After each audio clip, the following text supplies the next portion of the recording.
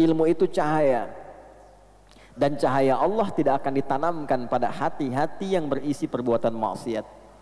Di hadis Muslim, kalau ada orang berbuat maksiat, di hadis Muslim itu nanti tertanam di hatinya naktah sauda, noda hitam. Kalau terus berbuat maksiat, kumpul, ketutup cawan hatinya. Kan ilmu yang bagus itu masuknya ke sini, Pak, Bu, bukan ke sini. Ya, tolong nanti para orang tua dituliskan, dicek anak-anaknya saat sekolah. Kita yang belajar nomor 1 ini coba cek kembali, ya. Al-awwal, yang pertama, an yutahhira qalbahu min kulli ghashyin wa danasin wa ghillin wa hasadin wa su'i aqidatin wa su'i khuluqin. An yutahhira qalbahu, hendaknya seorang penuntut ilmu itu memulai dengan menyucikan hatinya. Awas, kalau membersihkan yang luar itu disebut dengan nadhafah.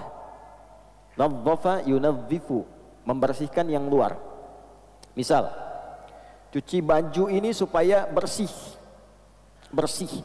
Setelah dicuci bersih, hilang kotorannya, maka orang Arab mengatakan thawbuka nadhif, bajumu bersih.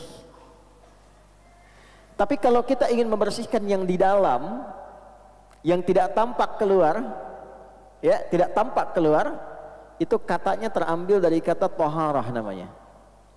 Jelas? Ada urid an utahhira qalbi, saya ingin membersihkan bagian hatiku, tak nampak keluar. Gak ada orang mengatakan unadhifa qalbi, maka artinya hatinya keluarin dulu, cuci di luar. Ya.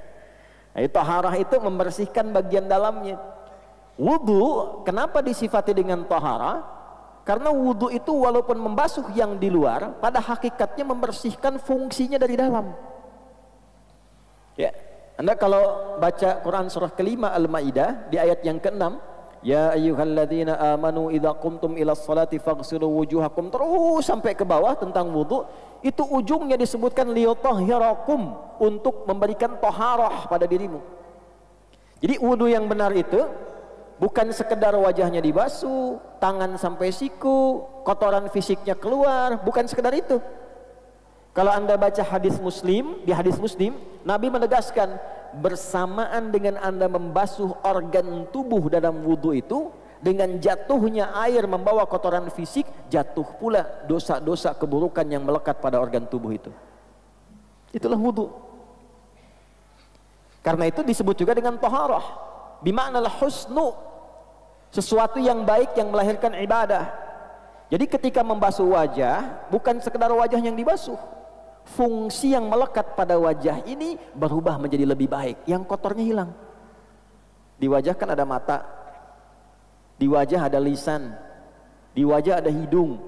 Jadi kalau orang wudunya benar, itu bukan sekedar raf'al hadathi, menghilangkan yang kotor di wajah, bukan, tapi juga raf'adz dzambi wadzunubi, menghilangkan kotoran dosa, noda-noda yang tak tampak di lisan, di mata, di hidung. Jadi kalau orang wudunya benar itu, matanya nggak lihat maksiat lagi, ada cahaya di matanya. Lisannya nggak bicara yang kotor lagi, keluar kotorannya, ya, mengalir dengan kotoran fisiknya. Itu bahasa Nabi. Makanya selesai kita wudu, kita doa kan? Apa doanya? Asyhadu an la ilaha illallah wa asyhadu anna Muhammadan sallallahu alaihi wasallam. Kemudian Allahumma ja'alni minat tawabin waj'alni minal mutatahhirin waj'alni min ibadikas sholihin. Tauhid dulu untuk menunjukkan penjagaan iman kita, cara bertauhidnya seperti diajarkan Nabi, wudunya seperti diajarkan Nabi, lalu doa Allahumma ja'alni, ya Allah jadikan aku dengan wudu ini minat tawabin, termasuk golongan orang taubat. Anda baru wudu, kenapa doanya taubat? Sampai situ gak? Karena hakikat wudu itu menghilangkan sesuatu yang kotor. Kotor secara fungsi, ini lisan kotor. Maka saat wudu taubat, bukan hanya membuang apa yang ada di mulut, kotoran fisik. Itu kotoran-kotoran non fisik keluar, taubat kita. Makanya ulama sambil mengajarkan, mempraktekkan hadis yang disampaikan Nabi, sambil mengajarkan saat kumur-kumur, ya Allah, jadikan lisan ini lisan yang baik, lisan sidqin fil awwalin wal akhirin. Di hati kita sampaikan itu. Minta. Wajahnya wajah yang baik, tangannya mengerjakan yang baik-baik. Kemarin saya sampaikan di Jakarta, kenapa di ayat Quran itu tangan disebutkan sampai ke siku. Wa aydiyakum ilal marafiq. Wa aydiyakum, tanganmu sampai siku. Ila di situ lidilalati ala nihayah, menunjukkan ke ujung. Awal ke ujung, basuh dari sini ke sini. Kalau Anda basuh dari sini ke sini pun sah wudunya. Tapi dari segi mana? Afdolnya dari sini ke sini. Untuk menunjukkan apa? Untuk menunjukkan bahwa organ tangan yang biasa digunakan oleh manusia dan seringkali berbuat salah dengan organ itu, ini dari sini. Sini. Anda bikin status di Instagram kan pakai ini, bukan pakai ini. Huh? Ya kan? Nah, sampai ke situ memahaminya. Ya. Karena kajian saya disertasi itu yang terakhir itu menganalisis bahasa Al-Quran 30 juz. Dari tafsir 30 juz. Nah, itu indah sekali. Ya.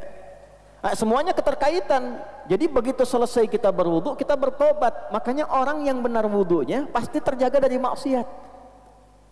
Kenapa Nabi SAW mengatakan jaga wudu, jaga wudu, jaga wudu? Intinya dengan wudu yang benar itu menjaga kita dari maksiat. Latihan awalnya nahan batal, ya kan? Ditahan supaya nggak batal. Lama-lama terbiasa. Dan itu ketika dibawa pulang ke akhirat langsung ditandai oleh Allah. Di antara yang dibangkitkan pertama kali kata Nabi dari umatku, dia akan bangkit dengan wajah yang bercahaya, ghurral muhajjalin min atharil wudu, dari bekas wudunya. Para ulama memaknai dua, bekas wudu yang pertama rajin wudu. Makna yang kedua, dari rajin itu terjaga anggota tubuhnya dari perbuatan maksiat. Nah, perbuatan yang menghindari dari maksiat ini, tangan tidak bermaksiat, mulut tidak bermaksiat, telinga tidak bermaksiat, itulah yang menjadikan organ tubuh bercahaya di hari kiamat.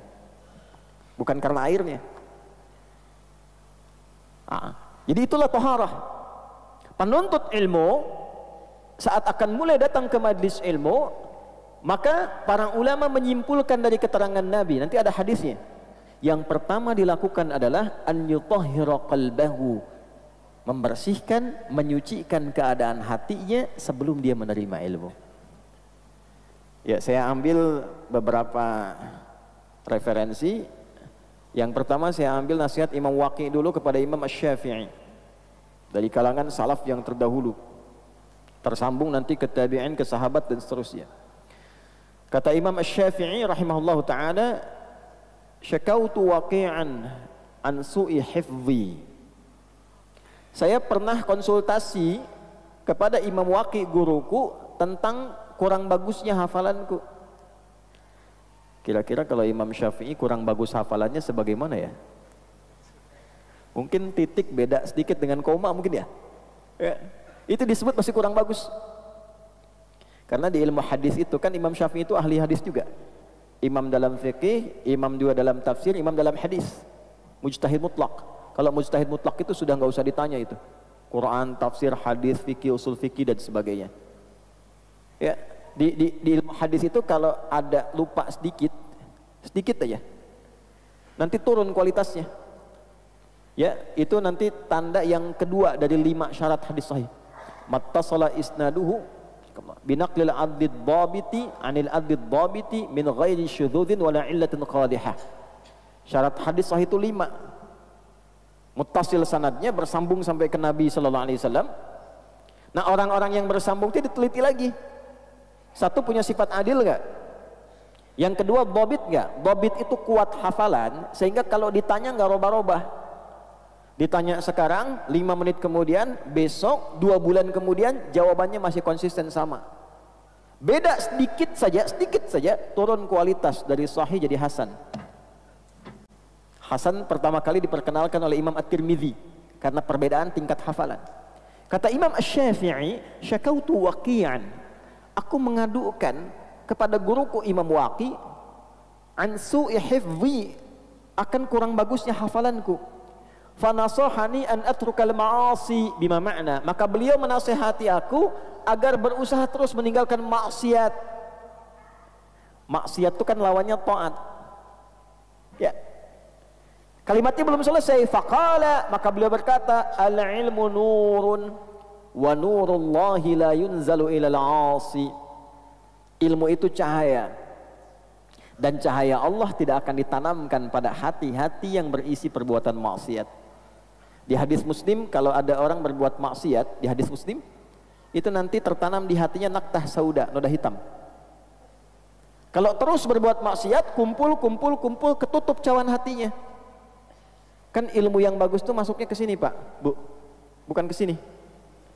Kalau ke sini jadi hafalan, kalau ke sini jadi amalan. Kalau ke sini Anda hanya akan pandai berdebat. Kalau ke sini Anda akan pandai mencari hikmah untuk mencari kebenaran. Ke sini pembenaran, ke sini kebenaran. Nah, kalau hatinya tertutup seperti ini, alhamdulillah, gini. Jadi mau dimasukkan apa aja susah, balik. Nah, cahaya Allah itu tidak akan sampai ke hati orang-orang yang dipenuhi kotoran maksiat. Jadi ingin memberikan kesan bahwa ilmu itu nanti ada dua.